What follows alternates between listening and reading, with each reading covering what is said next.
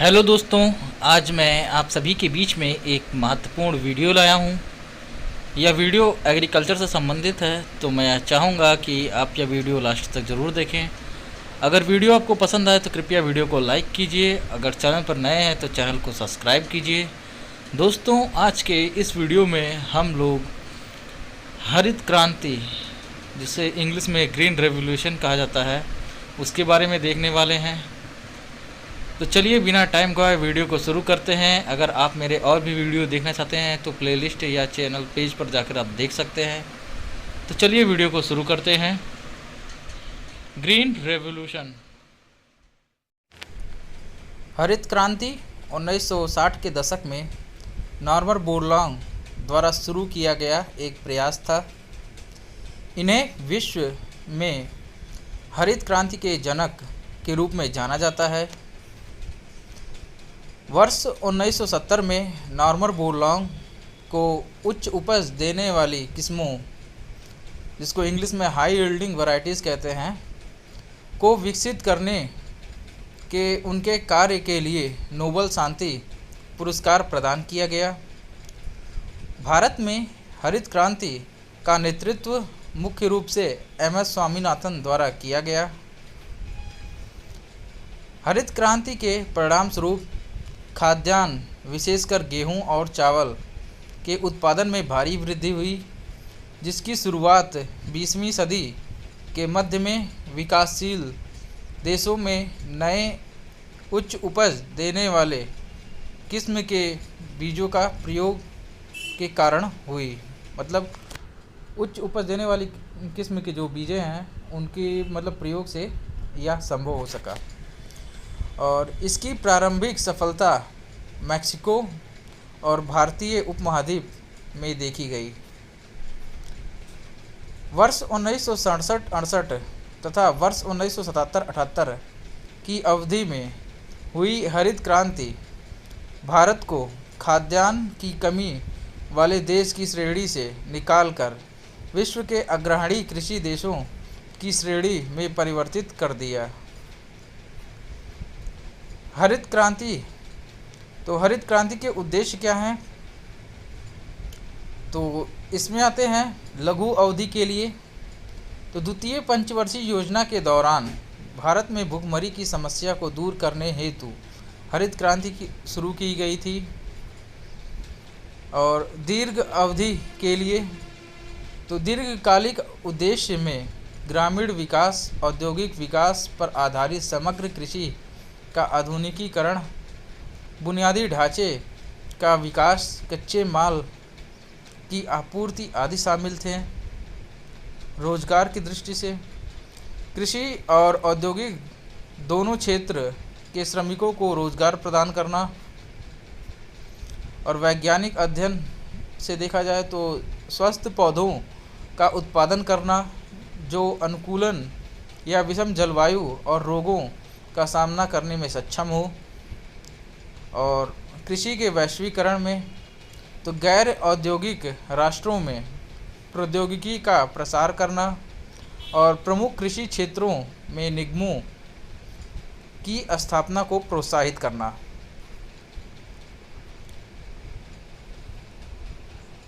अब हरित क्रांति के मूल तत्व। तो कृषि क्षेत्र का विस्तार। यद्यपि वर्ष 1947 से ही कृषि योग्य भूमि का क्षेत्रफल को विस्तारित किया जा रहा था, परंतु यह खाद्यान्न की बढ़ती मांग को पूरा करने हेतु पर्याप्त नहीं था। हरित क्रांति ने कृषि भूमि के विस्तार में सहायता प्रदान किया। और दोहरी फसल प्रणाली। दोहरी फसल हरित क्रांति की एक प्राथमिक विशेषता थी। इसके तहत वर्ष में एक के बजाय 2 फसल प्राप्त करने का निर्णय लिया गया, और प्रति वर्ष एक फसल को प्राप्त करना इस तथ्य पर आधारित था कि बरसात का मौसम केवल एक बार ही आता है। हरित क्रांति के दूसरे चरण में जल की आपूर्ति के लिए बड़ी सिंचाई परियोजनाएं शुरू की गईं, बांधों का निर्माण किया गया और अन्य सरल सिंचाई तकनीकों को अपनाया गया। उन्नत आनुवंशिक बीजों का उपयोग, श्रेष्ठ आनुवंशिकी बीजों का उपयोग करना हरित क्रांति का वैज्ञानिक पहलू था। और भारतीय कृषि अनुसंधान परिषद, Indian council for agriculture research द्वारा उच्च उपज देने वाले बीज मुख्य रूप से गेहूं, चावल, बाजरा और मक्का के बीजों की नई किस्मों को विकसित किया गया। और क्रांति में शामिल महत्वपूर्ण फसलें कौन सी थी, हरित क्रांति में शामिल कौन सी महत्वपूर्ण फसलें, तो इसमें गेहूं है, चावल है, ज्वार है, बाजरा है और मक्का। और गैर खाद्यान्नों फसलों को नई रणनीति के दायरे से बाहर रखा गया। गेहूं कई वर्षों तक हरित क्रांति का मुख्य आधार बना रहा। भारत में हरित क्रांति, तो भारत में हरित क्रांति की पृष्ठभूमि में 1943 में भारत विश्व में सबसे अधिक खाद्य संकट से पीड़ित देश था। बंगाल में अकाल के कारण पूर्वी भारत में लगभग 4 मिलियन और 1 मिलियन बराबर 10 लाख, तो मतलब 40 लाख लोग भूख से मारे गए थे। हालांकि वर्ष 1947 में आज़ादी के बाद वर्ष 1967 तक सरकार द्वारा बड़े पैमाने पर कृषि क्षेत्र के विस्तार पर ध्यान केंद्रित किया गया, लेकिन देश की जनसंख्या वृद्धि खाद्यान्न उत्पादन की तुलना में बहुत तीव्र गति से बढ़ रही थी। और तीव्र गति से बढ़ती जनसंख्या ने खाद्यान्न उत्पादन बढ़ाने हेतु तत्काल और कठोर कार्यवाही करने की आवश्यकता पर बल दिया, जिसकी परिणति हरित क्रांति के रूप में उभर कर सामने आई।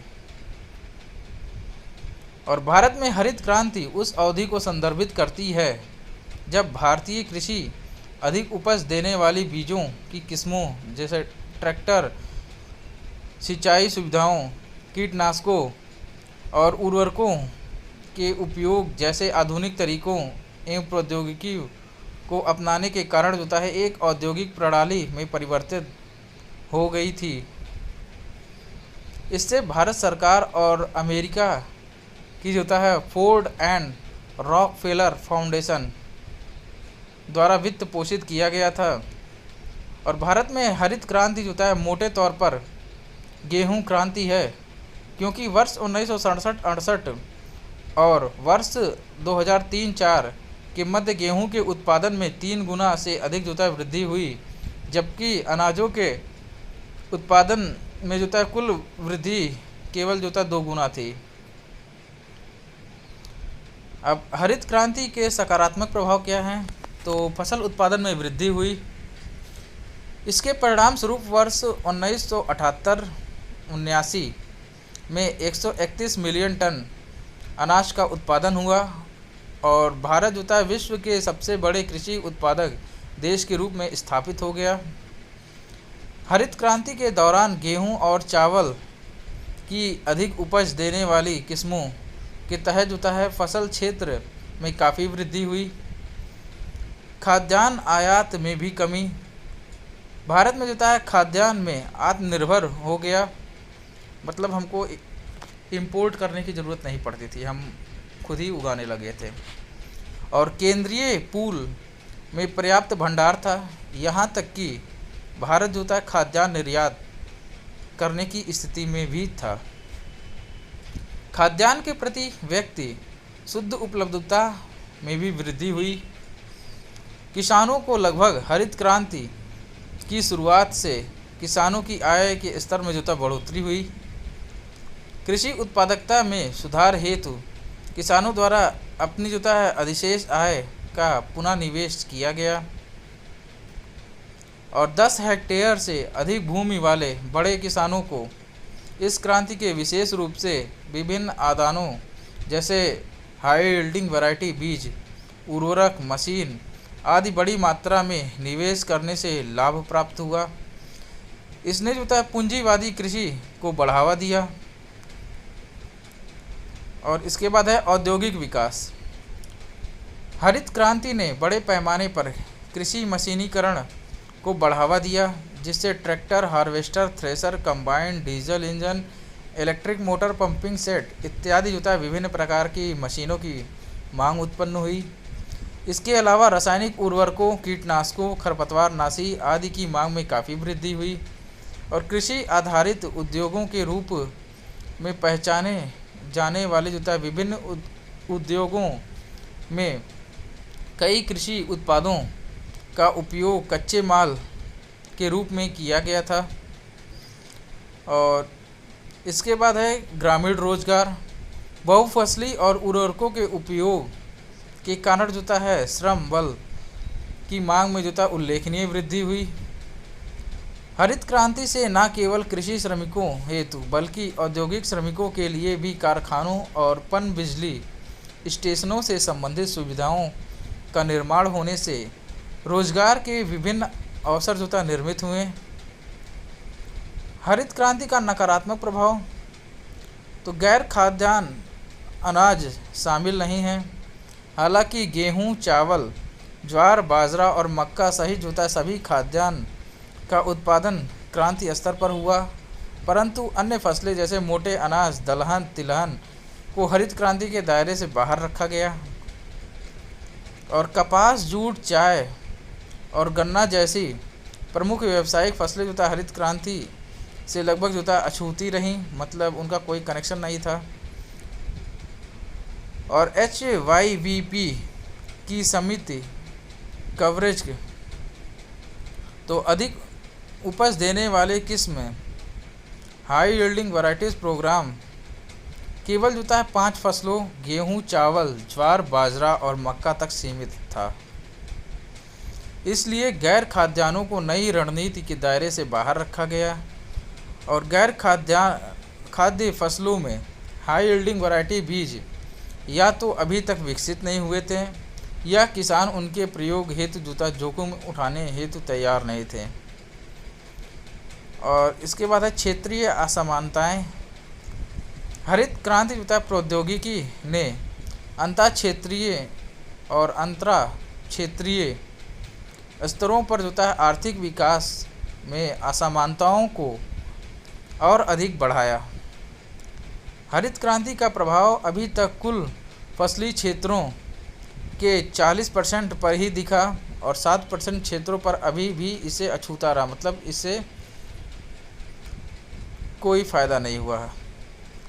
और इसका सबसे अधिक प्रभाव जो है उत्तर में पंजाब, हरियाणा और पश्चिम उत्तर प्रदेश और दक्षिण में आंध्र प्रदेश एवं तमिलनाडु में हुआ। और इसका प्रभाव जो था असम, बिहार, पश्चिम बंगाल और ओडिशा सहित जो था पूर्वी क्षेत्रों तथा पश्चिमी एवं दक्षिणी भारत के शुष्क और अर्ध शुष्क क्षेत्रों में शायद ही हुआ हो। हरित क्रांति ने केवल उन्हीं क्षेत्रों को प्रभावित किया जो पहले से ही जो है कृषि की दृष्टिकोण से बेहतर स्थिति में थे। इस प्रकार हरित क्रांति के फलस्वरूप क्षेत्रीय असमानताओं की समस्या और बढ़ गई। अब रसायनों का अत्यधिक उपयोग। हरित क्रांति के परिणाम स्वरूप जो है उन्नत सिंचाई परियोजनाओं और फसल किस्मों हेतु कीटनाशकों और सिंथेटिक नाइट्रोजन उर्वरकों का बड़े पैमाने पर उपयोग हुआ। हरित क्रांति और जो था कीटनाशकों के गहन उपयोग से जुड़े उच्च जोखिम के बारे में किसानों को शिक्षित करने हेतु जो है कोई प्रयास नहीं किया गया। आमतौर पर अप्रशिक्षित खेतिहर मजदूर द्वारा निर्देशों या सावधानियों का पालन किए बिना ही जो है फसलों पर जो है कीटनाशकों का छिड़काव किया जाता था और इससे फसलों को फायदे की जगह जो नुकसान होता है और पर्यावरण और मिट्टी के प्रदूषण का भी कारण बनता है। अब पानी की खपत। हरित क्रांति में शामिल की गई फसलें जल प्रधान फसलें थीं। इन फसलों में जो था अधिकांश अनाज या खाद्यान्न थी जिन्हें 50% जल आपूर्ति की आवश्यकता होती है। नहर प्रणाली की शुरुआत की गई। इसके अलावा सिंचाई जो है पंपों का उपयोग भी बढ़ा जिससे भूजल स्तर को और नीचे ला दिया। जैसे गन्ना और चावल जैसी अधिक जल आपूर्ति की आवश्यकता वाली फसलों में गहन सिंचाई के कारण जो था भूजल स्तर जो था नीचे में उसके गिरावट आ गई। पंजाब एक प्रमुख गेहूं और चावल की खेती वाला क्षेत्र है, इसलिए यह भारत में सबसे ज़्यादा जल की कमी वाले क्षेत्रों में से एक है। मृदा और फसल उत्पादन का प्रभाव। फसल उत्पादन में वृद्धि सुनिश्चित करने हेतु बार बार एक ही फसल को अपनाने से मृदा में जुटा पोषक तत्वों की कमी हो जाती है और नए प्रकार के बीजों की ज़रूरतों के हिसाब से किसानों द्वारा उर्वरकों का अधिक उपयोग किया गया। इन क्षारीय रसायनों के उपयोग से जुटा मिट्टी के जुटा पीएच स्तर में बढ़ोतरी हुई और मृदा में जुटा जहरीले रसायनों के उपयोग से लाभकारी जुटा रोगजनक जो बेनिफिशियल जुटा पैथोजन होते हैं, जो लाभदायक जीवाणु होते हैं, वे नष्ट हो गए, जिससे उपज में और गिरावट आ गई। और बेरोजगारी पंजाब को छोड़कर और कुछ हद तक जो था हरियाणा में हरित क्रांति के तहत जो है कृषि यांत्रिकीकरण ने ग्रामीण क्षेत्रों में खेतीहर मजदूरों के मध्य व्यापक स्तर पर बेरोजगारी को बढ़ाया है। इसका सबसे ज़्यादा असर जो है गरीब और भूमिहीन मजदूर पर देखा गया। अब है स्वास्थ्य पर प्रभाव। तो रासायनिक उर्वरकों और कीटनाशकों जैसे फास्फेमिडोन, मेथोमाइल।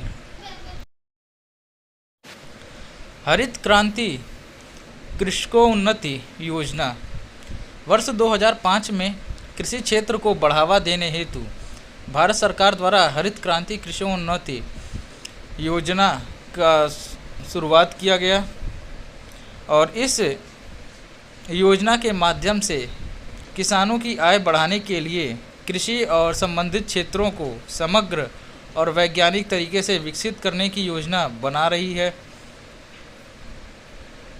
और इसमें जो है एक अम्ब्रेला योजना के तहत 11 योजनाओं और मिशन शामिल हैं, जिसमें एकीकृत बागवानी मिशन, विकास मिशन जिसको MIDH कहते हैं शॉर्ट फॉर्म में, और राष्ट्रीय खाद्य सुरक्षा मिशन NFSM, राष्ट्रीय सतत कृषि मिशन NMSA और कृषि विस्तार का प्रस्तुतिकरण SMAE और बीज और पौधरोपण सामग्री पर उप मिशन SMSP, कृषि मशीनीकरण पर उप मिशन SMAM, पौध संरक्षण एवं पौध संघ शोधक रोधक से संबंधित जो है उप मिशन जिसको SMPPQ कहते हैं, और कृषि जनगणना अर्थशास्त्र और सांख्यिकी पर एकीकृत योजना ISACES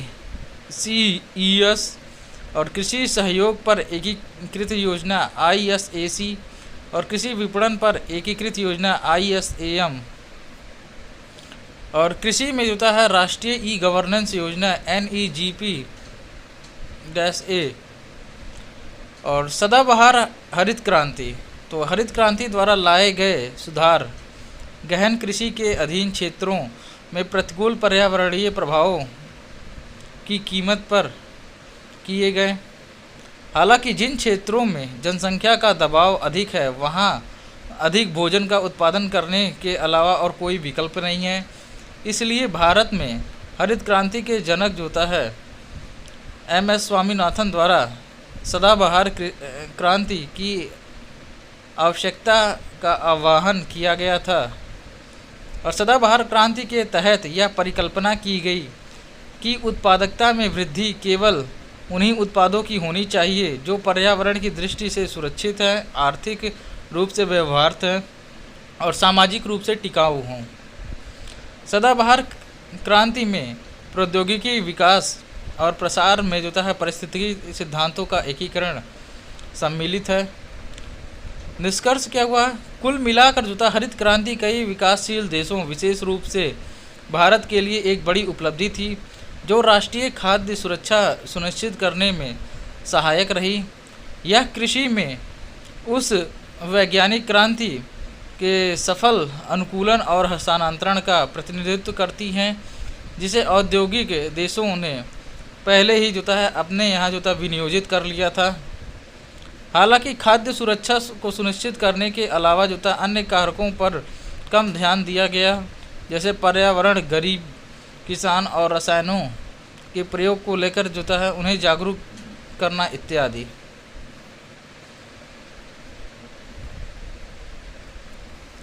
आगे के मार्ग के रूप में नीति निर्माताओं को गरीबों को अधिक सटीक रूप से लक्षित करना चाहिए, ताकि यह सुनिश्चित कर सके कि औद्योगिकी से उन्हें नई प्रौद्योगिकी से अधिक प्रत्यक्ष लाभ प्राप्त हो और अपनाई गई प्रौद्योगिकियां पर्यावरण रूप से अधिक सतत एवं टिकाऊ हो। साथ ही अतीत की गलतियों से सबक लेते हुए यह सुनिश्चित किए जाने की आवश्यकता है कि इस तरह की पहल में सीमित क्षेत्रों के बजाय विस्तृत क्षेत्रों को सम्मिलित करते हुए सभी को लाभान्वित किया जा सके। तो दोस्तों, ये था आज का वीडियो। अगर वीडियो आपको पसंद आए तो कृपया वीडियो को लाइक कीजिए। अगर चैनल पर नए हैं तो चैनल को सब्सक्राइब कीजिए। मिलते हैं हम आपसे अगले वीडियो में। तब तक के लिए टाटा बाय बाय।